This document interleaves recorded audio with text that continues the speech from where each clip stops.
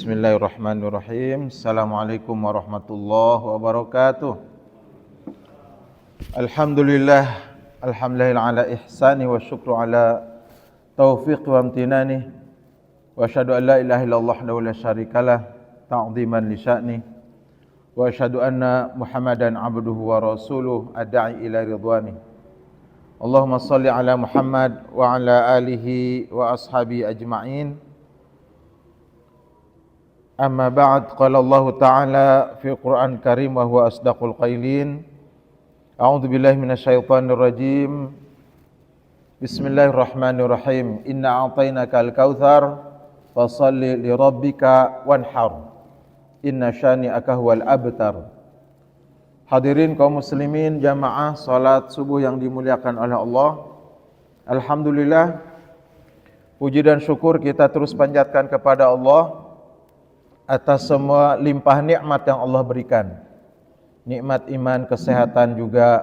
Nikmatnya kita melaksanakan ibadah. Ya, ini suatu kenikmatan, digerakkan hati kita. Itu namanya taufik jamaah sekalian ya.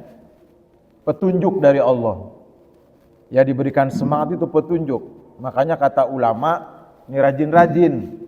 Pak, baik itu setelah habis sholat, la haula wala quwata illa billah. Quwata dan haula itu artinya sama. Di bahasa Indonesia kan tidak ada daya, tidak ada upaya.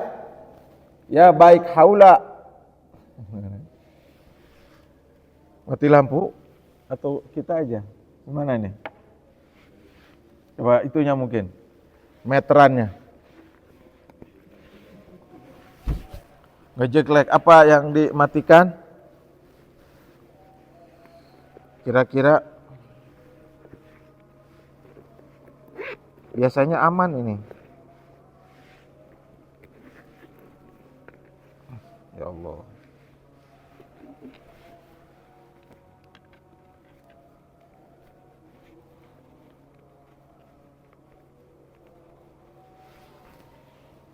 Sudah?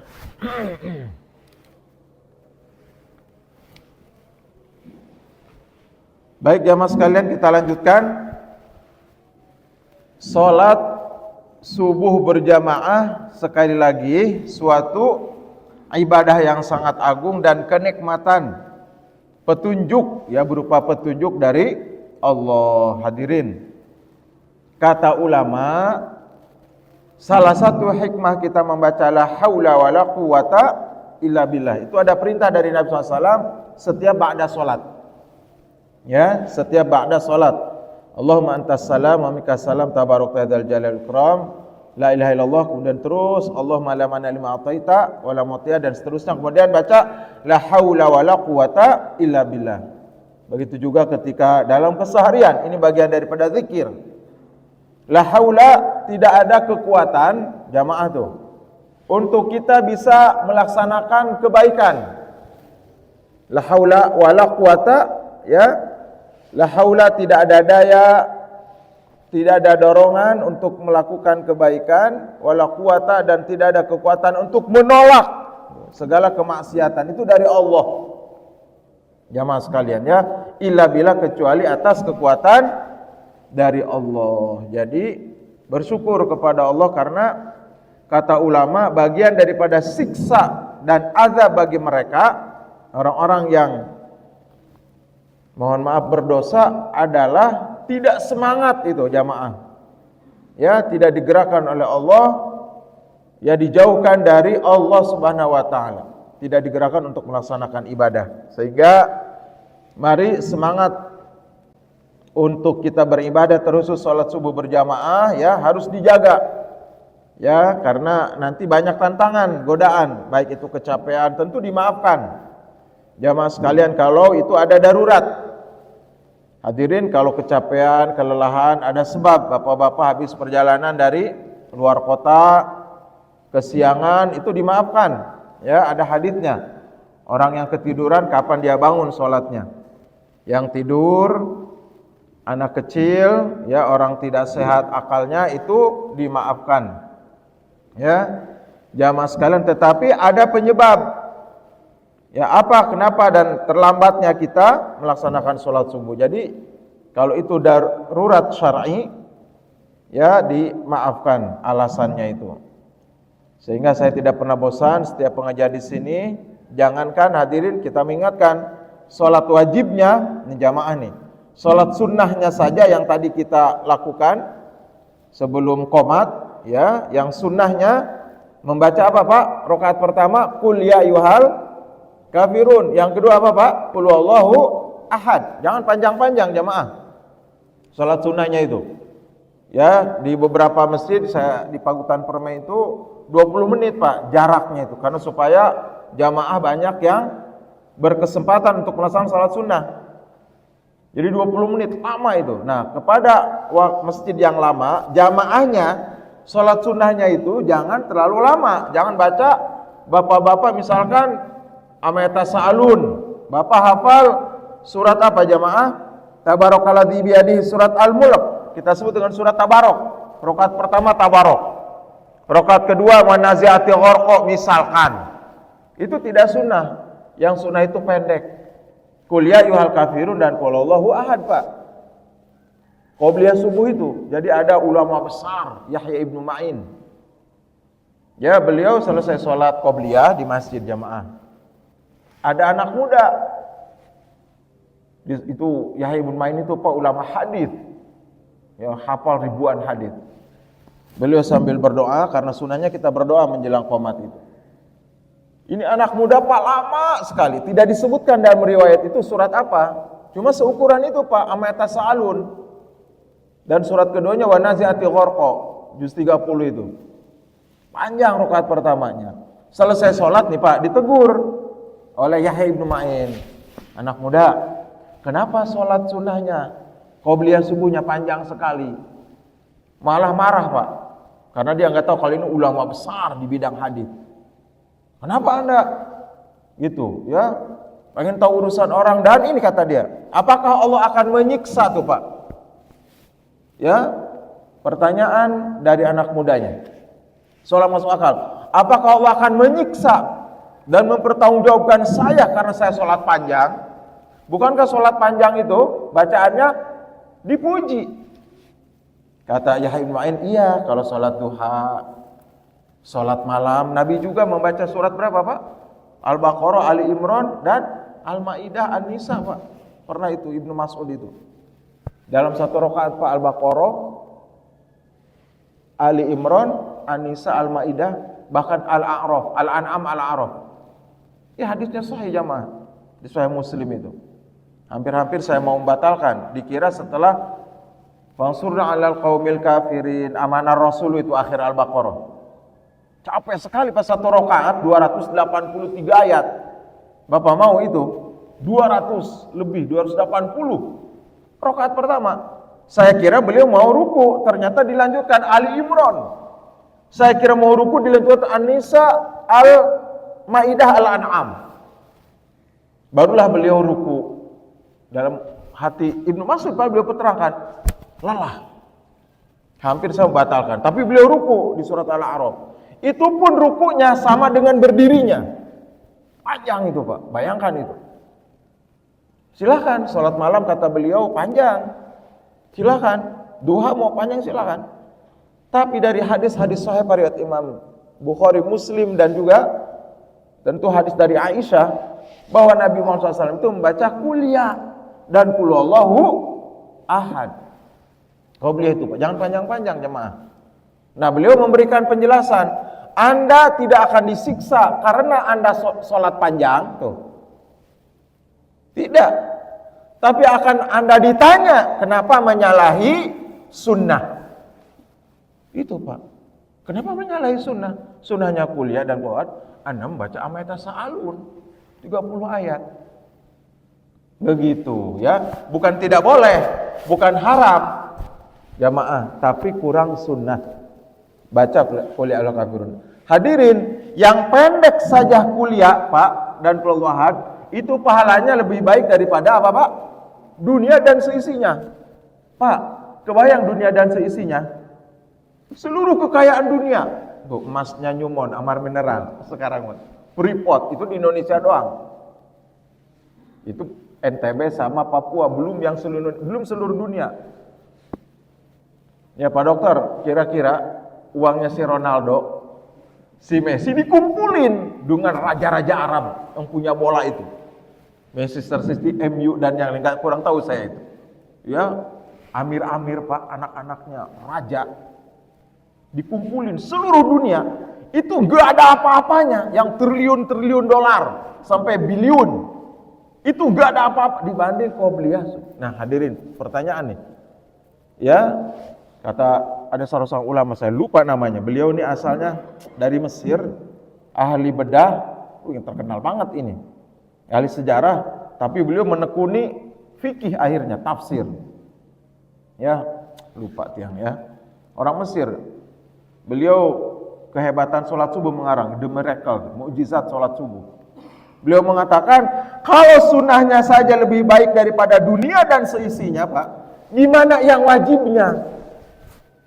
Gimana yang wajibnya? Dahsyat zaman. Sehingga, Pak, harga mati. Jangan pernah ketinggalan apa, Pak? Berjamaah subuh. Kepada anak-anak kita didoktrin. Abi mah enggak rela. Enggak ridho kalau sholat subuhnya terlambat.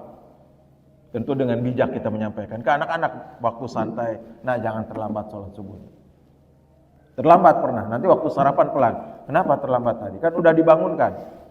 Itu anak, mama bapak.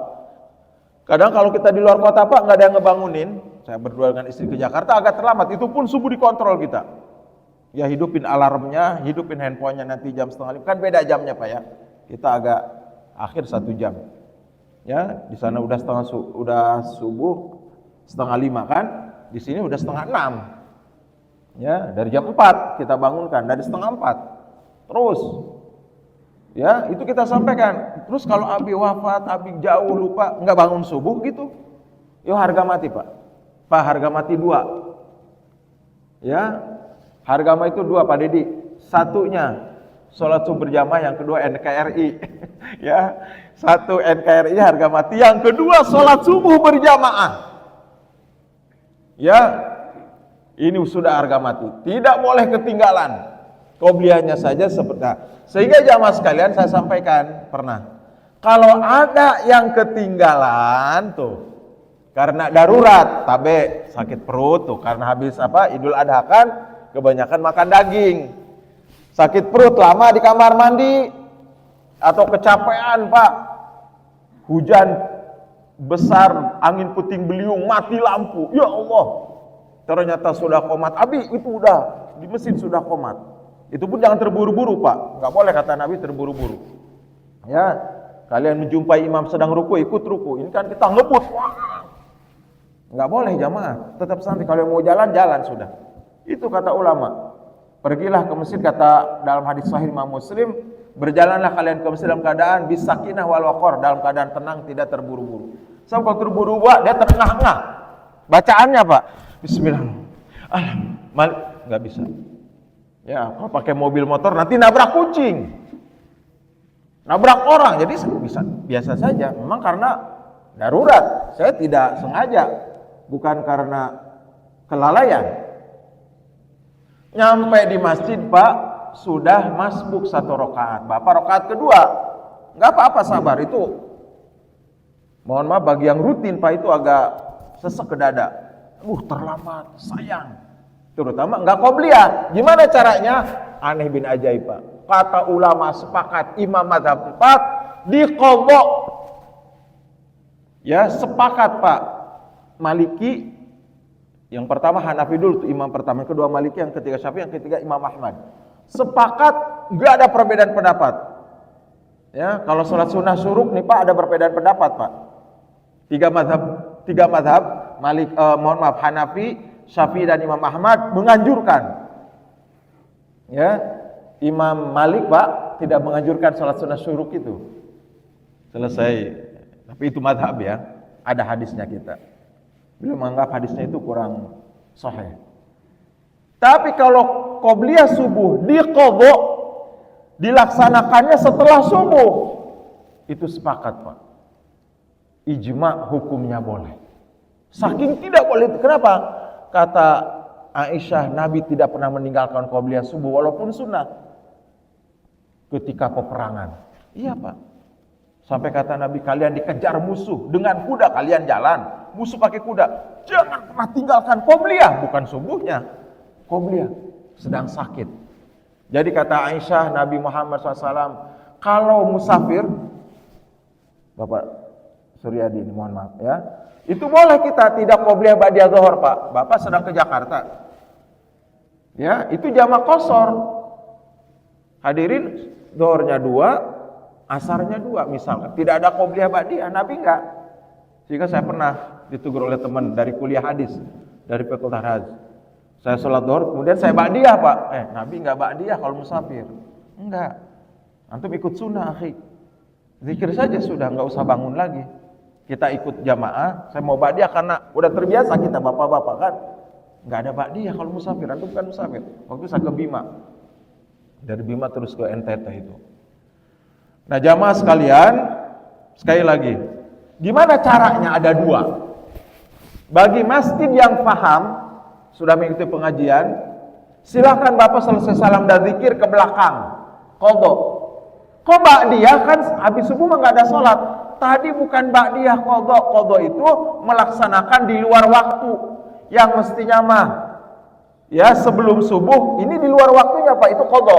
Kalau dalam fikih melaksanakan tepat pada waktu namanya al-ada'u. Al-ada'u. Kalau di luar waktu al-qada'u. Melaksanakan Ramadan di bulan Ramadan itu al-ada'u. Kalau ibu-ibu datang bulan di luar Ramadan, di bulan Syawal menggantinya, namanya qadha. Bahasa kitanya Pak, daerah kitanya udah dikada katanya. Udah dikada. Begitu, qadha pakai dha. Itu jamaah. Ada 2. Kalau masjidnya paham, tidak mengandung kecurigaan, Bapak tidak dituduh aliran sesat, selesai zikir Bapak ke belakang sholat. Paham? Oh dia mengqadha. Teman-teman kami begitu di komplek. Ada terlambat sudah kita sampaikan. Ya, kalau terlambat beliau ke belakang. Kalau tidak paham, ini kejadian. Ada teman di Taman Sari Pak, perumahan Taman Sari itu. Sebelum terowongan, setelah terowongan pertama. Ya, belum ada masjid. Beliau cerita, Ustadz, salah seorang Ustadz mengerti tentang sunnah.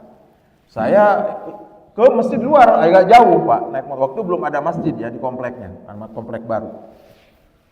Beliau Pak pernah 2 kali terlambat qobliyah. Beliau mengqadha, selesai sholat, beliau ke belakang. Beliau lupa, kalau ini belum paham masyarakat. Itu selesai sholat sunnah Pak, beliau ditegur. Ya, selesai zikir Pak, beliau ke belakang sholat 2 rakaat. Tadi qobliyah yang ditinggalkan kan sayang. Pak, selesai sholat ditegur. Ya, yang kedua kali, ketiga kali, saya lupa ya kejadiannya. Agak keras Pak, gak usah sholat di sini. Kenapa kamu ngulangi sholat? Katanya gitu. Memang sholat kami tidak sah. Keras sekali itu Pak, kata beliau. Terus saya mau qadha sholat sunnah, dia tidak ngerti. Padahal itu di fikih Syafi'i ada. Saya mau qadha mengganti sholat sunnah. Ya akhirnya gak usah sholat di sini kamu, katanya begitu. Pak, dilarang sholat di sana beliau. Sehingga kata ulama, kalau di suatu masyarakat ya kurang paham, maka boleh dilakukan di rumah. Di rumah itu Pak, boleh digabung dengan duha, di waktu duha. Atau waktu duhanya lain, gak apa-apa. Pulang ke rumah jam 6, lakukan sholat apa Pak? Qobliyah subuh. Ingat ya, mazhab 4 membolehkan. Ada hadisnya jamaah, yaitu hadis dari Imam Bukhari. Nih dalilnya nih. Bahasa Arabnya tiang lupa. Karena panjang. Nabi Muhammad SAW Pak, perang Hunain. Setelah Futuh Mekah tahun ke-8 Hijriah, itu perang Hunain. Hunain itu pas salah satu kabilah yang ada di Mekah terkuat dan ahli sniper, ahli memanah.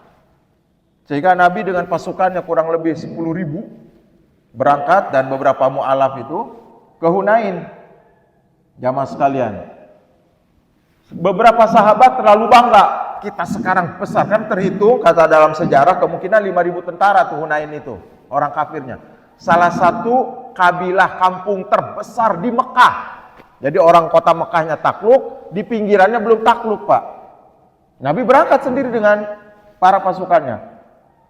Ya, itu besar Pak tentaranya Rasulullah SAW, sehingga para sahabat berbangga, kita akan menang. Dulu kita sedikit, mereka banyak, sekarang kita banyak. Agak, mohon maaf ya, agak ujub, terlalu bangga pada diri, tidak yakin kepada Allah.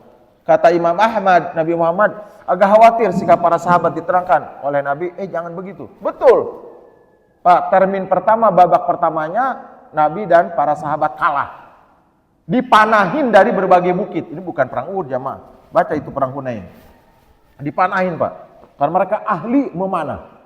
Sehingga kocar-kacir sampai Nabi Muhammad SAW, beliau itu. Ini hadisnya itu. Mana yang pernah membaiat saya di Baiatur Ridwan, kumpul Ansor dan Muhajirin.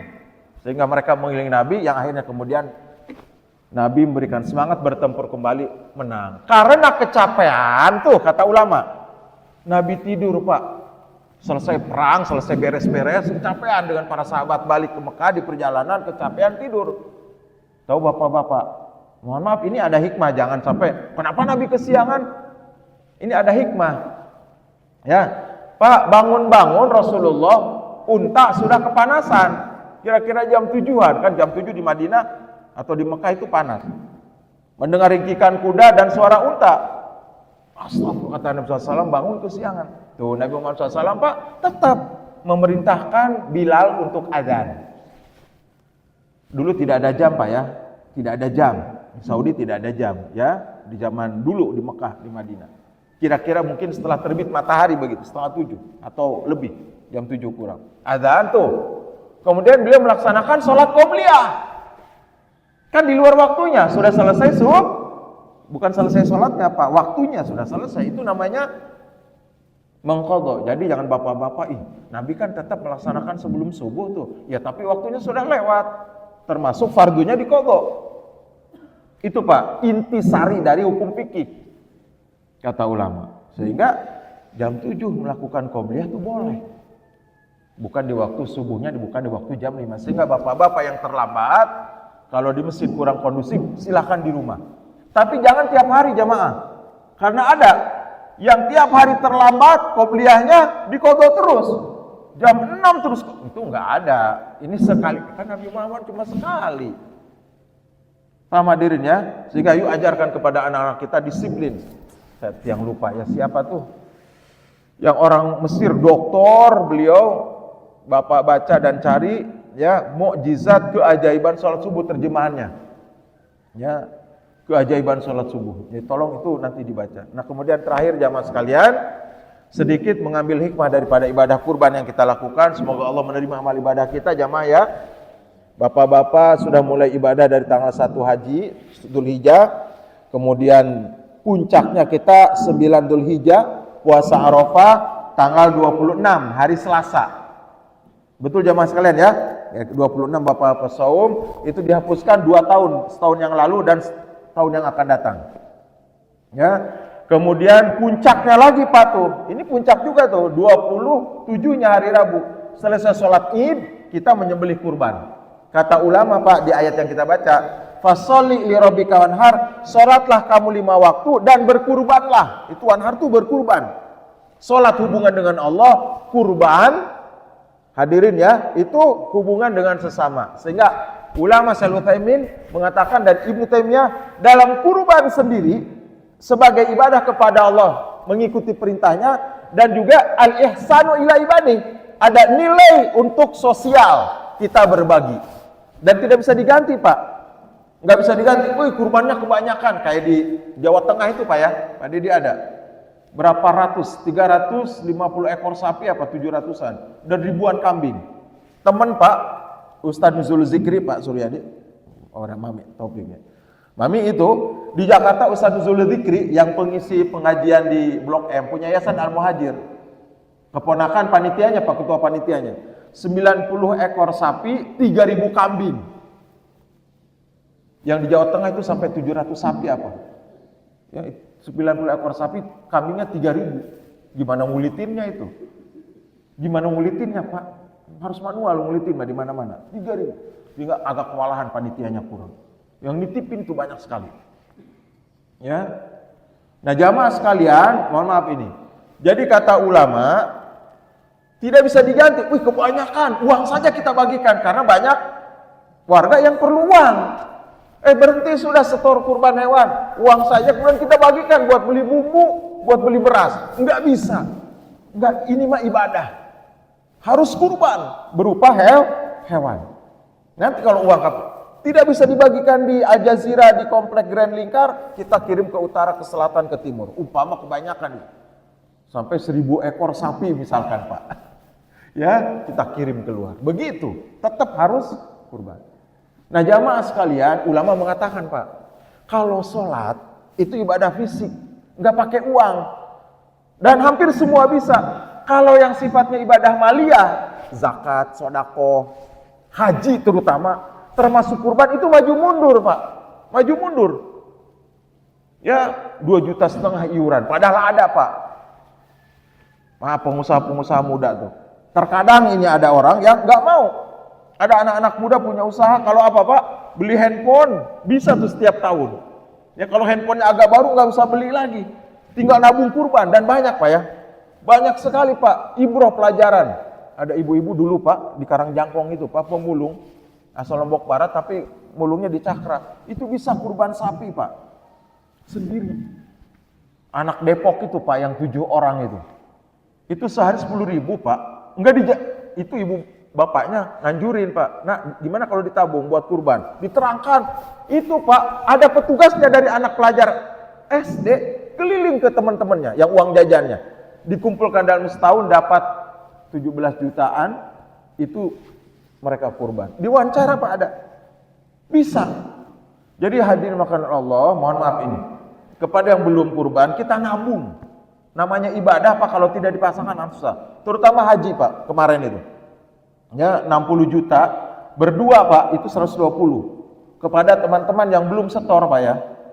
Itu segera, mohon maaf, bagi yang belum haji itu. Ini kita, Pak, Bapak Suryadi, mohon maaf. Kalau punya uang, Pak, ada lebih, ingat ya, ini uang lebih dan sudah cukup. Mohon maaf, untuk kontrakan ada, bayar, bukan kontrakan, bayar rumah ada, apalagi yang sudah rumah milik sendiri tidak nyicil. Kendaraan sederhana ada, anak-anak sudah pada kuliah, sudah tidak membutuhkan terlalu banyak. Mohon maaf, Pak ya. Kalaupun dia masih muda, ada untuk biaya anak. Ini ada uang 25 juta untuk setoran awal, itu harus disetorkan, Pak. Jamaah sekalian, ini kita, Pak, ada beberapa orang punya uang dari pensiun, dari ngejual-jual itu. Berdua dengan istri, bahkan bukan setoran pertama 25, 50 juta pun dia bisa. 100 juta dia punya. Ini ada banyak. Itu nggak mau nyetorkan, Pak. Maju mundur, maju mundur. Mumpung masih muda, nunggunya 20 tahun. Bapak nunggu pensiun 50 tahun, apalagi 60 tahun pensiun, baru 80 tahun. Silakan Bapak lihat itu. Keadaan di Mina, kredit. Jarak 4 kilo, 5 kilo, Pak, jalan kaki. Kakek-kakek, nenek-nenek. Agak berat. Tidak maksimal, mumpung masih agak mudaan. Apa yang dipikirkan oleh para pengusaha, oleh orang-orang yang punya uang, sebagian ya, yang tidak mau berhaji ini, yang tidak mau setor. Kalau punya uang 100 juta, mohon maaf, yang belum haji nih, itu kepikirannya apa, Pak? Beli tanah di kampung. Ada kolam ikan mau dijual. Kebun di Lingsar. Bukan setor haji, Mami, nyari-nyari kaplingan di Lingsar. Nggak boleh, Pak. Ada perintah di Al-Quran, hadis terutama. Ta'ajjalu, segera kalian untuk berangkat haji. Fa inna ahadakum, Bapak sudah yang di kampung kita petani yang sukses. Ya, misalkan peternak, kan ada sapi sampai 50 ekor, 20, 30. Apalagi ke timur, Gompu Sumbawa sana yang punya. Jual sudah. Jual 10 ekor, kan harganya 17 jutaan. Jual, segera setor haji. Kan sayang, Pak, bagi petani peternak, Pak. Dijual. Wah, ntar beranakan. Banyak nanti. Kalau dijualkan hilang. Tuntutan agama. Sampai Imam Ibnu Abbas, Pak, ketika menafsirkan surat Taubah, waladzina yaknizuna dzahaba, surat Taubah. Saya lupa ayatnya 62 atau berapa. Mereka yang menumpukan harta, kata Allah. Tsumma lam yunfiquna fi sabilillah, kemudian tidak menginfakkan fi sabilillah, apa? Yauma yuhma 'alaihi fi nari jahannam. Hartanya itu kami akan lebur menjadi besi panas. Tukwa ulama modern mengatakan, Mami nih, dulu tidak ada setrika di zaman Nabi. Apa setrikaan bahasa Arabnya? Tidak ada dulu mah. Setrikaan zaman modern namanya mikwa. Karena di Al-Quran ada apa? Fatukwa. Akan ditempelkan besi panas di Quran di wajah mereka, punggung mereka. Bagi yang tidak berhaji, kata Ibnu Abbas, dan tidak berzakat, ayat itu. Uangnya itu, Pak. Sehingga kalau ada uang, Pak, ya anak SD SMP kita daftarkan sudah. Nggak tahu ada aturan katanya SD belum boleh, SMP karena terlalu panjang ngantrinya. Buat orang-orang tua dulu, SMP boleh. Lalu fasa yang termuda, Pak, Mataram kan 5.789. Ya, itu termuda dari NTB, lalu fasa umur 17 tahun. Saya baca itu di media Insight Lombok itu. Saya kira beliau daftar dari kecil. Qadarullah ya, ayahnya wafat digantikan oleh putranya. Diwawancara beliaunya, Pak. Lalu fasa ini anak 17 tahun. Satu sisi saya bersyukur ya di atas itu ya, kesedihan. Pertama saya bersedih ayah wafat, tapi tentu saya bisa berhaji menggantikan. Ya, nah itu Pak, haji tetap untuk dirinya. Pak Surya, kalau dia sudah haji, kemudian ayahnya kan belum, Pak, daftar lagi tuh. Kayak kemarin Bapak Haji yang pernah pengajian 4 bulan yang lalu. Begitu dia pulang, Bapak Haji yang sepuh itu kemana? Ada di sini kemarin. Ustaz, saya 2 kali haji. Tahun 2000 berapa, Pak? 2002 Pak beliau pulang dari haji. Daftar lagi, Pak. Beberapa bulan dia ke kantor Bank Syariah lagi daftar haji. Sehingga 2014 terakhir beliau. Pulang dari haji, Pak. Sempet-sempetnya. Setelah beberapa bulan bawa uang lagi. Saking seneng dan pengen. Nunggunya 12 tahun. 2 kali beliau haji. Pulang dari haji. Kalau yang begitu mah, Pak, yang sudah berhaji tabe ya, mau bisnis apa saja. Mau bikin rumah lantai 40 kayak orang Mumbai terkaya di India itu loh, Pak. Silakan. Mau beli tanah ribuan. Kalau sudah berhaji boleh. Ini lalu fasa 17 tahun, punya uang banyak dia. Pak dokter ya, jadi dokter, jadi hebat, profesional, jadi dokter spesialis. Lalu fasa ini mudah-mudahan anak muda. Silakan karena sudah berhaji dan sudah balik. Dia sudah bebas zaman sekarang. Sehingga mohon maaf, Pak, haji, Pak, banyak pahalanya karena perpaduan antara apa tadi, Pak? Ibadah jasad yang capek dan apa, Pak? Ibadah maliyah yang tidak sedikit. Dan rata-rata ibadah maliyah itu orang berat untuk mengeluarkan jamaah. Ini ujian. Kita tidak bisa berhaji maka berkurban. Jamaah sekalian, itu saja yang bisa disampaikan. Pak Mami, yang ada acara mau ada dengan teman-teman, misalnya jam 6 ini saya selesai ya. Pak Dedi, salam sama bapak-bapak takmir. Kemana Pak ini? Pada pulang ya? Pak siapa yang dari Jawa, yang dari pajak? Pak Arif. Beliau yang undang tadi malam jam 10. Ustaz, besok tidak ada pengajian penceramahnya. Ya untung saya tidak ada jadwal di Subul Salam di sana di Selagalas, biasa nyari hari Selagalas, gantian dengan teman-teman. Ya, bagi yang mau menunggu suruk, ada hadisnya dan disesuaikan oleh para ulama. Silakan sambil berzikir sebentar lagi, kira-kira 15 menit lagi suruk. Yang duluan Pak Dedi. Ya, mohon maaf Pak Suryadi, Mami dan Pak Dokter, saya ada acara pagi ini, ditunggu. Ustaz jangan lama-lama pengajiannya katanya. Gitu aja Pak Suryadi ya, mohon maaf. Kita lanjutkan lagi pengajian kita, mudah-mudahan Allah menerima amal ibadah kita, saum Arafah dan ibadah kurban kita. Allah memberikan kekuatan dan juga Allah, saya terus berdoa Pak, melimpahkan rezeki yang banyak untuk bisa berkurban, membantu sesama dan juga nih menghajikan anak-anak. Dan izin Allah kalau kita sudah Pak, ya gratis Pak. Doakan putranya Bapak Suryadi pengen ke Madinah. Dulu kami masih muda. Sekarang ketat Pak. Penduduk Saudi sendiri itu bolehnya 5 tahun sekali. Dulu kami sekolah 5 tahun, semua termasuk Ustaz Fakhruddin, ya Ustaz siapa yang itu dulu, itu setiap tahun kita berhaji. Gratis Pak. Gratis. Kalau umroh tiap bulan selama 5 tahun. Makanya mengejar sekarang ya para pelajar Indonesia pengen belajar di Saudi, baik di Madinah maupun Ummul Qura, dan ada 7. Bapak-bapak kalau punya putra didorong Pak. Ya sekolah di Saudi Arabia. Ilmunya tentu yang paling penting Yang kedua tadi ibadahnya. Ke Masjid Nabawi kan tiap hari kita, Pak. 1000 kali sholat di luar. Ya. 1 kali subuh di Masjid Nabawi, pengen sama di Al Jazeera 1000 kali, Bapak. Mau Bapak 1000 kali? Susah. Gimana Pak orang berhaji 8 kali subuh? Karena harus 8 hari. 8 kali 5 kan 40, namanya arbainan. 8 kali subuh, 8.000 kali di Al Jazeera, 8.000 kali zuhur, nggak kesampaian. Apalagi Masjid Haram Mekah, 100.000 kali. Subuh nih Pak, jemaah belum subuh di sana. Nanti mereka, ya kita jam 12, mereka baru jam 5. Bapak-bapak, subuh 1 kali di Masjid Haram Mekah sama dengan 100.000 kali di Al Jazeera. Mereka 3 minggu tinggal di Mekah itu. Begitu ya, mudah-mudahan nih bapak-bapak yang punya putra lulusan SMU, Aliyah, Mami, nanti kalau udah besar putranya dorong ke Madinah sekolahnya. Kalau tidak di Madinah, di Ummul Qura di Mekah. Di Abha dan di Qasim ada 7 perguruan tinggi, dipersilahkan sebebas-bebasnya Pak. Bahkan ada teman datang kemarin, dia daftar takut nggak lulus di Madinah, Ustaz saya langsung daftar anak saya itu di 5 perguruan tinggi di Saudi. Mudah-mudahan nyantol satunya katanya. Karena di Madinah Pak daftar 6.000, yang diterima cuma 100. Dari Indonesia ya, daftar 6.000 orang Pak, yang diterima 100. Mending 100, zaman kami 33 Pak. Zaman saya berangkat dari bandara Jakarta itu ke bandara Madinah itu 33 orang. Tahun 95. Sekarang kami usul tuh ke kedutaan besar Saudi di Jakarta, pimpinan. Waktu ada pertemuan alumni di Grand Sahid Jakarta, datang pimpinan rektor dari Madinah, usul kita.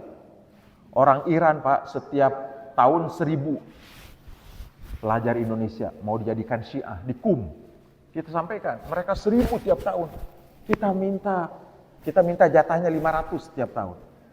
Tapi kebanyakan 500 kata beda 100 orang. Pernah 300 Pak. Iran itu 1000 tiap tahun. Kami ke Saudi, tolong diperbanyak. Jangan 33. Kalau bisa 500. Pak. Rektornya datang ke Jakarta, Pak Rektor dari Madinah. Ya, itu saja. Mudah-mudahan bermanfaat.